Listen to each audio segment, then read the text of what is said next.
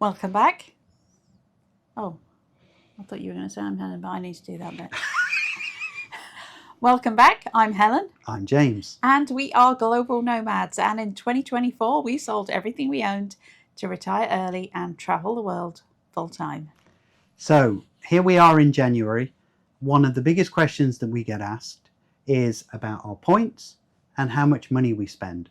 We try and at the end of each video disclose how much each trip costs, or if it's on points, how much the points were and how much it saved us.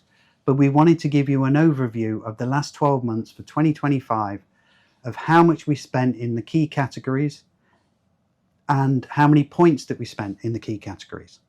So this is it. Now, we make no bones about the fact we're not budget travellers. We also are not as luxury as we'd like to be either, even though we do very nicely.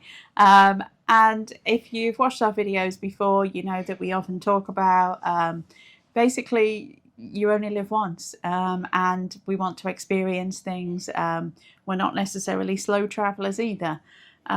So bear that in mind when we go through these numbers. And this is not going to be a budget as to how much we spent at the fish and chip shop on a Friday night. This is the overall view of our biggest expenditures of the year. And in terms of eating out, as you mentioned that, typically we stay in hotels. We do mention this. We stay in hotels where there's a lounge included. So we actually rarely eat out. So that, again, wouldn't be a very useful expenditure for you anyway, because we tend to eat just in the lounges. So let's give you a summary of what we did in 2025. We visited 6 continents. We stayed in 59 different beds. We did 5 cruises. We did 28 flights, of which 10 were on points. We did 39 different hotels, and 21 of those were on points. We stayed in 3 Airbnbs for a total of 140 nights. We did 8 different trains, and we did 2 car rentals. So we had a very busy 2025. As we've already said, 6 continents and all the cruises and all the rest of it. We started off the year in Sri Lanka, and having left the Maldives for Christmas on a very nice big point stay there as well. So we've spent just over a month in Sri Lanka before heading back to Dubai to stay there for a week or so, before we then flew on to Qatar to pick up our first cruise of the year. This was an African cruise, and we left from Qatar, visited some ports in the Middle East, and then went down through Africa, making stops in Kenya, Madagascar, the Seychelles, various other places, but we ended up in Mauritius. Absolutely phenomenal cruise. With some amazing sights. We stayed in Mauritius for about another 10 days, again on a point stay. From Mauritius, we then headed back through Dubai to Kuala Lumpur, where we had a Airbnb booked for 2 months, and we planned on doing some healthcare and some medical checks. That all turned into a bit bigger ordeal than we anticipated. We had thought we were just going to be doing our regular annual medical checks. However, I'd had a pretty bad fall in Sri Lanka and hurt my ankle pretty badly, and I needed to see a rheumatologist and some other things, and then you had some things we needed to do. Hence, we ended up with a much bigger bill there and going to the hospital a lot more than we thought we would. A lot more. While we were there. We will be heading back there in 2026, hoping it's going to be much simpler this year. So after Malaysia, we then headed over to Thailand, where we made various stops in Bangkok. We were in Bangkok for about a month. And this time we also made a bit of an unscheduled stop back to the UK for a wedding. Wasn't entirely planned until the last minute, but we did spend a couple of weeks back in the UK as well for the wedding. Then we came back to Bangkok and headed up to Chiang Mai for another month, and again did a couple more stops here. We also had a bit of a speed bump here where we weren't entirely happy with our Airbnb, and so we did end up going to a Marriott. Fortunately, we have the points, so we were able to use those. We then headed from there up to ChaiLaiOrchid, which is a completely different type of stay. We'll come back to that though. From there we headed up to further north to Chiang Rai, where we stayed in another bucket list destination, which was the Anantara resort. Again, we'll talk about that in a bit more detail, but that was definitely a bucket list. We stayed a little while in Chiang Rai as well before heading on a 2-day cruise down to Laos. And then from Laos, we stayed in Luang Prabang. Then we went on the train between Luang Prabang and Vientiane. We had a few more days in Vientiane. Loved Laos, but we'll come back to that. From Vientiane, we then went over to Hanoi. We flew over with good old Vietnam Airlines. Do love Vietnam Airlines. And we had some time in Hanoi, which we had been to before. From Hanoi, we then caught the train up to Sapa, the city in the fog, very aptly named. We then came back to Hanoi, and then we went to Ninh Binh. Had a few days in Ninh Binh, and then we went from Ninh Binh onto Halong Bay, and we did one of our next cruises. It was only 2 days, but it was up there on the luxury scale, and definitely worth a watch on the video. From there, we drove back to Hanoi and flew from there to Da Nang, and we had about 15 days in Da Nang. So we got a few opportunities to do some different things in Da Nang that we didn't do, like going to Hoi An and going on the Hai Van Pass, things like that. From there, we flew to Ho Chi Minh, again on Vietnam Airlines, and we had about a week in the one of the hotels that we'd stayed in previous times. We then went to Singapore, stayed at the Andaz, and went to see the Singapore Grand Prix. And that was the end of our 6 months in Southeast Asia, and it was a bit of a whistle-stop tour. We got to see lots of things, but from there we got on Singapore Airlines and flew the 24 hours or so back to New York, and then from New York back to Florida, and then spent the last couple of months of 2025 resting up in, I would say it's an Airbnb, but it's somebody we know's house, and we paid them to stay there. So that really wrapped up January to about the beginning of December, when we left for our next sort of 2026 leg. And that's the cost that we've been talking about. So what were our favourite things? For me, elephants played a big part. We did an amazing stay at Anantara in the jungle bubble. There'll be links to all of these videos if you want to watch them. It is very much a luxury resort. It's a luxury all-inclusive resort. We had dinner at the treetops in the bird nest thing that they do. In the Golden Triangle. In the Golden Triangle, and you can sit and see all three countries. You can be sitting in Thailand and you can see Laos and you can see Myanmar from your hotel room, basically. And of course the elephants. Another highlight for me was ChaiLaiOrchid. Similar luxury. Bit more basic. But what a fantastic experience. Absolutely incredible experience. And what a great cause. They basically employ refugees from Myanmar and also are working to train girls in hospitality to avoid them being trafficked into the sex industry. So what a great cause.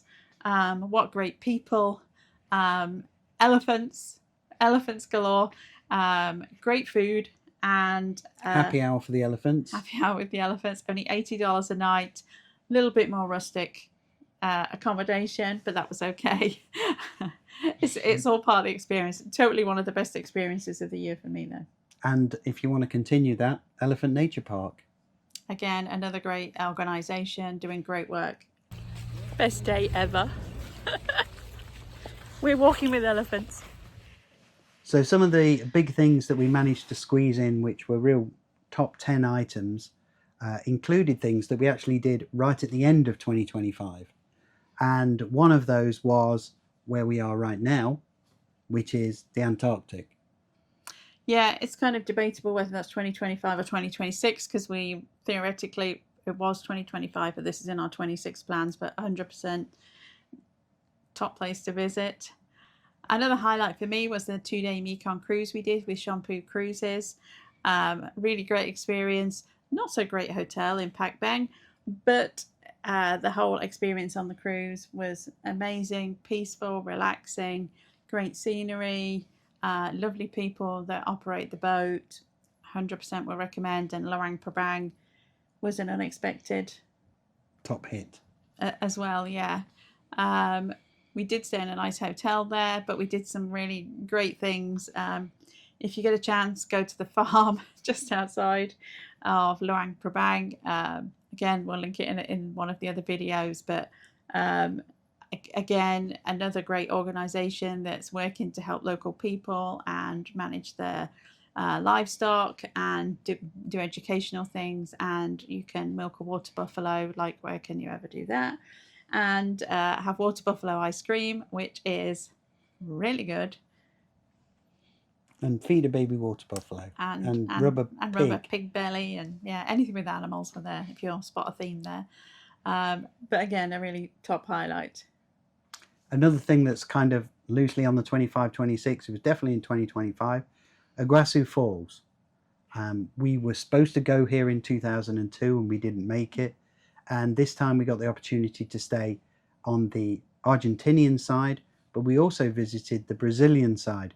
And two completely different perspectives of an amazing place. Incredible, absolutely incredible. I'm so glad we got to go.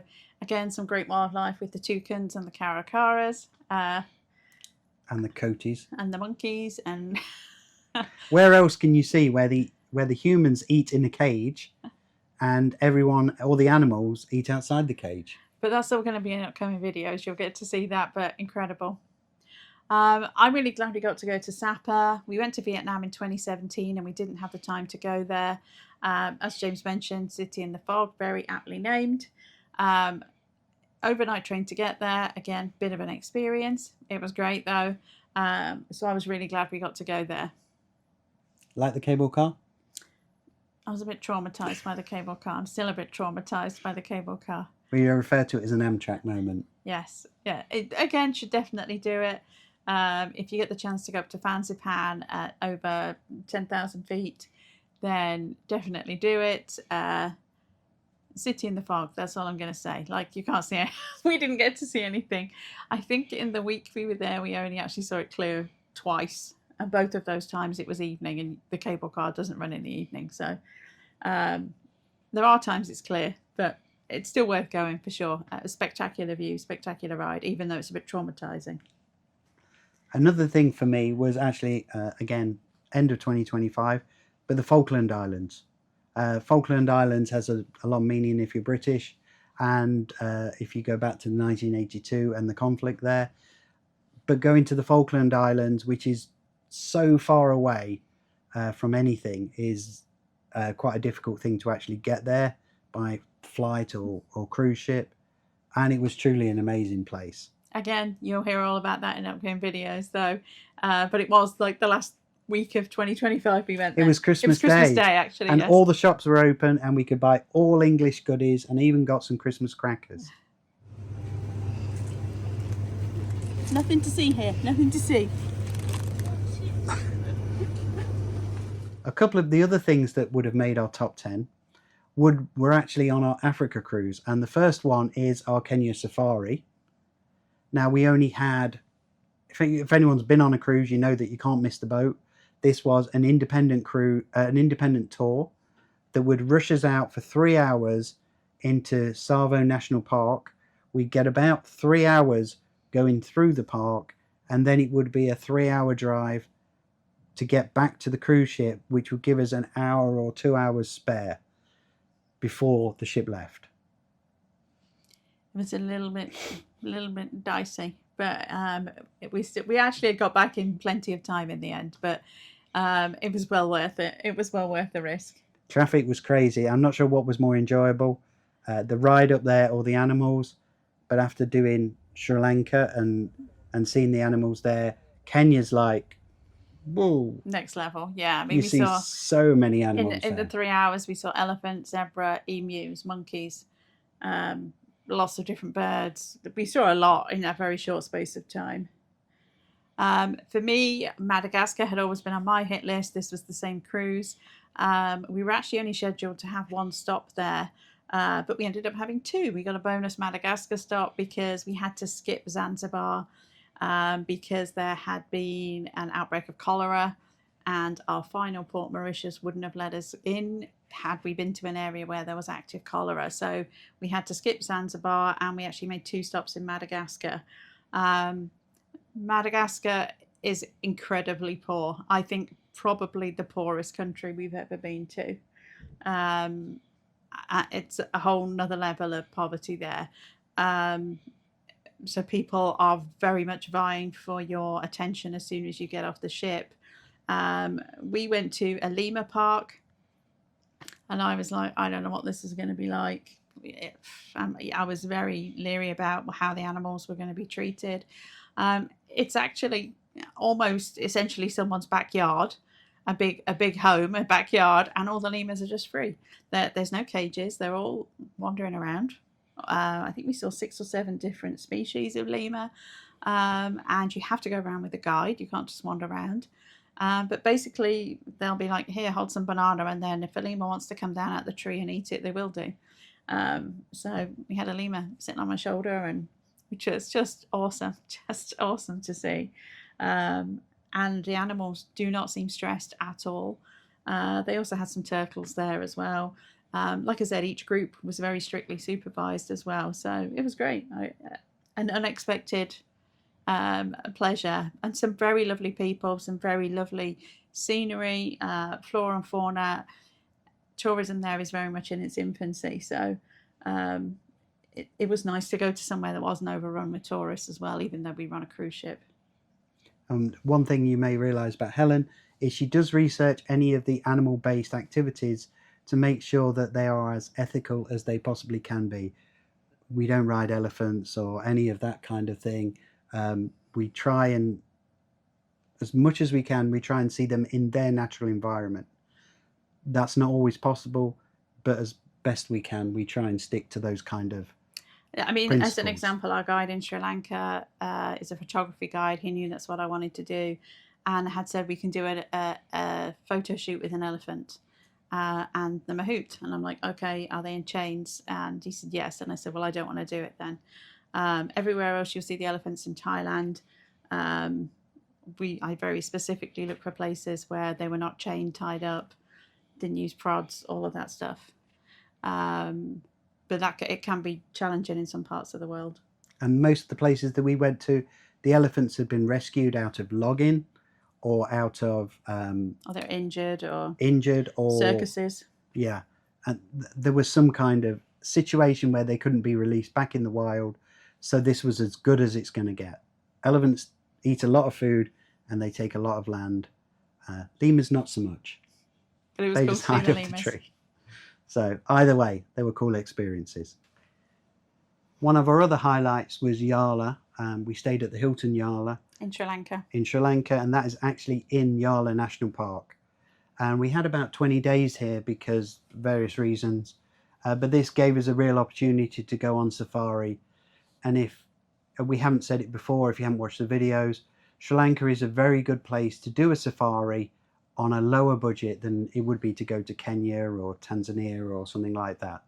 The animals aren't as frequent, but it's an amazing experience. And to give you an idea, I think our personal guide in our Jeep was about $125 per day.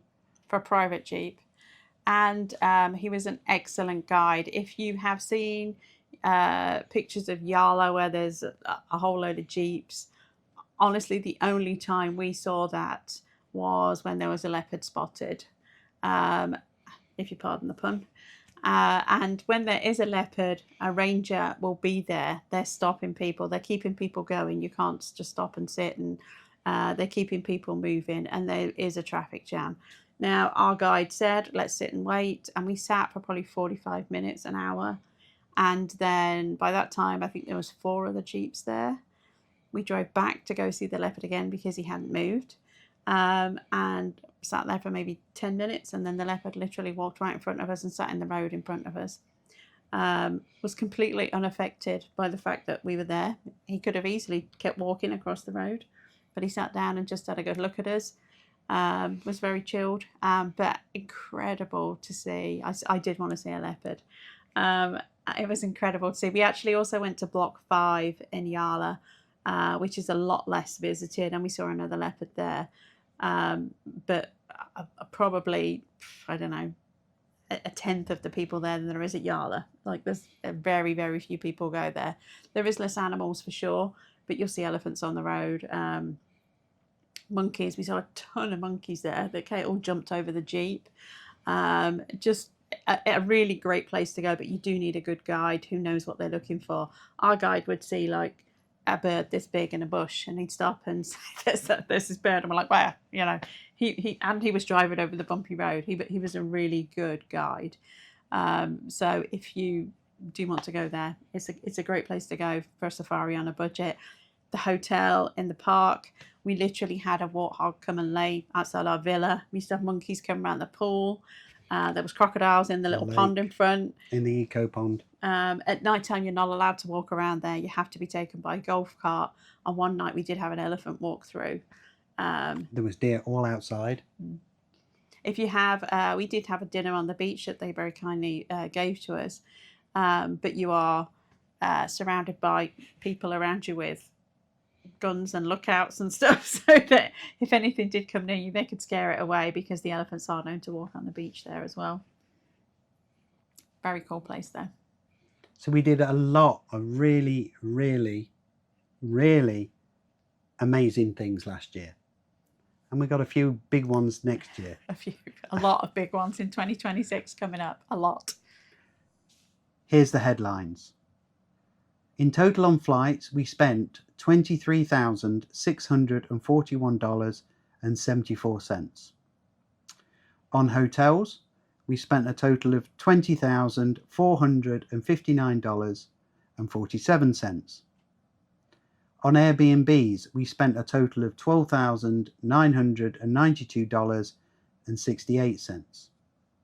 For car rentals, we spent $3,366.53. For cruises, we spent $38,773.25. For Grand Prix, we did one Formula One Grand Prix. We spent $13,717.71. For trains, we spent $1,158.89. And then for healthcare, we spent $28,790.82. And if you add all of that up, it's $142,901.09. So again, we talk about a lot of these are one-off experiences, and that's really what we're interested in. And so, like, the Grand Prix was, I think it's actually the most expensive Grand Prix on the circuit for the year, and we could have done it a lot less expensively, but we really wanted to go to the hospitality suite, which is why it was so expensive. Again, it's likely we will never do that again. And we're not going to hide behind it. That's, no. You know, if you don't want to do that, then, you know, lots of people don't want to go to see the Grand Prix. So I think even the regular tickets in the stands there are very pricey. I want to say you probably can't get a ticket for less than $1,000 there anyway. But yeah, it was a big chunk of change. It was also a really amazing experience that I'll remember for a long time. Do you regret it? And I don't regret it, no. In terms of points, we spent a total of 2,791,750 points. That's on hotel stays and flights. But the total amount that saved us on our budget was $105,877.53. That's how we managed to do a lot of the travel that we do, by using the credit card points to be able to give us some of these experiences, which then allows us to spend more money on things like the Formula One or some of the hotels that we go to. Our best point stay was the Andaz in Singapore.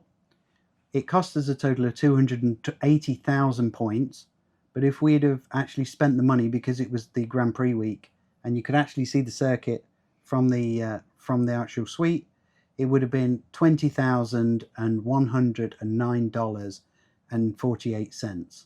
So that gives you an idea of just that one saving. And our best flight was Singapore first class, which was 386,500 points, but it would have cost us nearly 16,000 US dollars. So let's just break down the cost so that everyone can know how much we spent on each individual thing. So in terms of flights, we did a total of 28 flights. We did 14, which is 7 each, with Emirates in first class. Helen did a couple with Singapore. I did a couple with Singapore in business because I wasn't allowed to fly first class. And then we did some American and a couple of business flights, a couple of smaller flights. About half of those on the big ones were on points, and about half of them we actually paid for. In terms of hotels, of the $23,000 we spent, really the majority of it consisted of 3 different hotels. Anantara, which was about $7,500 US dollars. Then we had Iguazu, which was about $2,500. And then the last one was Hotel de la Coupole in Sapa, which was about $2,000. The majority, the rest of the hotels were fairly reasonable priced, or we just booked them on points. And 100% these places you could go to for a lot less money. Not Anantara, but you could easily go and stay in Sapa for a lot less money. We'd seen this hotel. It had views of Fansipan. It looked great. It looked where it was. Well, it looked really... And we were like, this is where we would like to go. And the same in Iguazu. It's the only hotel on the Argentinian side that is actually in the park. So you could walk into the falls easily from your hotel room. We had a room that had a view of the falls, but you could stay in town for significantly less money. Was it a great experience that we could sit in the executive lounge there and watch the toucans in the trees? 100%. Would you change it? We had the budget to do it, so we did it, and I'm glad we did it. So all of this, we're not saying this is what you should do. We're being honest about how much we spent. We are not budget travelers, and we keep stressing that. We are doing experiences that will live with us when we're old and senile next week. And we don't plan on doing this for 10 or 15 years. I don't think at this point anyway. Eventually we will settle down again somewhere. We'll always travel, but it's really about, for us anyway, we went through a lot of experiences of losing people and illnesses and stuff that, like, do stuff now while you can. And so we are ticking off a lot of bucket list items that we've talked. Antarctica, which is where we are now, we have talked about we've actually had booked 3 times, and for various reasons, and didn't end up here until now. So a lot of this stuff is very much, we're going to do it now while we can, and while we're still physically able to. And we're going to have a good time doing it. So one of our 2 biggest lines was healthcare and cruises. So cruises came in at $38,000. So let's just talk about the cruises. We did a 17-night cruise from Doha to Mauritius, which did have a couple of our bucket list items on there that we really enjoyed. Definitely worth it. We also did a 7-night Symphony of the Seas out of Miami, and honestly, wish we hadn't bothered. We're going to dedicate our money to itineraries that give us experiences rather than just doing a 7-day. We've done that so many times. We had a future cruise credit to use, which is why we went on that. And I don't think we'll bother again. No, we have actually got another one with Norwegian, because again, they gave us a big credit for the number of ports that we missed. But I don't think we want to do the regular, just straight out of Port Canaveral, do the Caribbean and come back again. We'd sooner use the money elsewhere. There's nothing wrong with doing that if that's what you like doing, but we'd sooner use the money elsewhere. But the one next year on Norwegian, I think, has cost us about $400 for a week because we had such a big credit to use. And it's a new ship.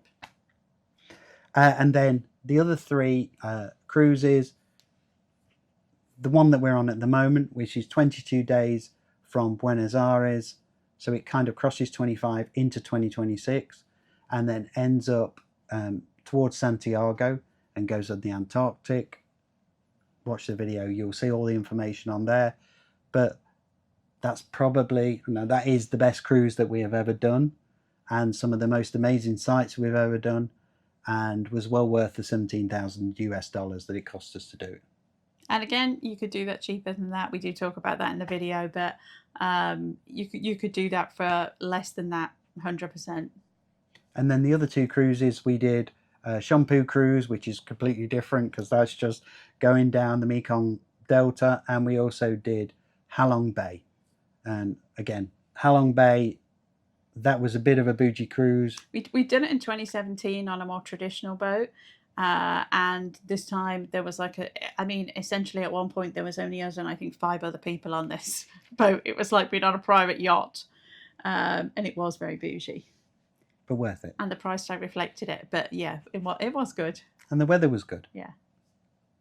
So our biggest line item then is healthcare. So if you've watched our Prince Court video, then you'll see how much we actually spent in healthcare. We did executive health screenings, and then from there we then went on and did referrals and follow-ups. And as a result of that, Helen, I think we can officially say, has found the drug that out of the tons of drugs that there are, that actually help about you. The 3 years that I spent trying to find the one that works for me, I think I found the one. I hope. So there was a lot of budget that was spent on healthcare for both of us, not just Helen. But as well as that, we had to fly back from Chiang Mai to KL to be able to refill prescriptions, to get 12 months of prescriptions, which we then carried around with us around the world. So, and that's included in that 28,000. Which is included in that 28,000, plus another drug that you get from the UK. Yeah, to put this in perspective, the one drug that we're talking about that I got prescribed in Malaysia, I couldn't get approved for insurance in the US for it because it's $7,000 a month. If you are new to our channel, we lived in the US for 20 years, although we are British. But my drug there was $7,000 a month. Insurance wouldn't cover it, even though they'd cover one that was $20,000 a month. It makes no sense. But if we buy it in Malaysia, it's $500 a month. So to put that into perspective on that 28,000, probably about, I don't know, 8 or 9 of that, because there's other medications I have to take as well. It's just one. Is just drugs. It's just drugs, and that's just a fact of life. It means I can walk and operate and not have to spend days on end in bed. So it's worth it. But to put some of that into perspective as well. So that's it. That's what we always get asked about on the videos. That's all of our costs for 2025. That's everything we did. And a little bit that went into 2026, but that's everything. That's why we use credit card points, and that's why we have some amazing memories. And if you're wondering how we accumulated all those points and miles, we used to own a business. We've always been points hackers. Going back as far as the early 2000s, we always points hacked. We used to do flights to the US with points, even back then. And in 2008, we did an entire trip from the US to New Zealand and Fiji. And I mean everything for 3 weeks on points. And it cost us $60 a person.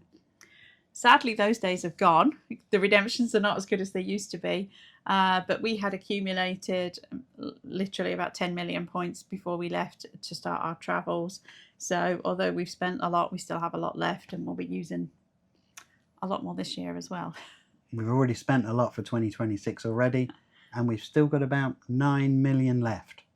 So as much as we spend the points, whenever we spend money, we accumulate more points. And that enables us to have more amazing adventures. So there you go. I think that wraps it up. I'm sure there's going to be some judgy comments about how much money we spent. You know, each to their own. Each to their own, that's all I'm going to say. We've never made any secret of the fact that we're not budget travellers, and we're having life experiences that we wanted to have. So that's where we're at, but we're using points along the way. If you have any questions about the points, which I'm sure you may have, leave them in the comments. I'm going to also try and link as many videos of the places that we've been to, and like the healthcare and the credit card points in this. So go to the comments and have a look there and leave a comment. Yes, we know that we aren't budget travelers, and we know that we are probably in the minority, and that's fine for us, but we've been as honest as we can about the prices, and that gives you the option to have a look at these things as well. And you can always blame people like Trendy who give me the ideas for places to go. Yes, damn you. And even Jeb now. Jeb, you used to be a budget guy, but you're not anymore. But he does some great things too. If you ever get to see Jeb Brooks, Greener Grass, Trek Trendy, and Nonstop Dan does some great places to go as well. He is actually how I found Anantara and the Jungle Bubble. So that's the kind of where I get these ideas from and go, wow, I really want to do that. I've seen a few av geeks do the flight from South Africa to Antarctica, which I really want to do as well, which is $16,000 a person. So I don't think that's going to happen for a day trip, to put that in perspective. So I'm not sure that will ever happen, but maybe one day. You never know. But not this year. But not this year.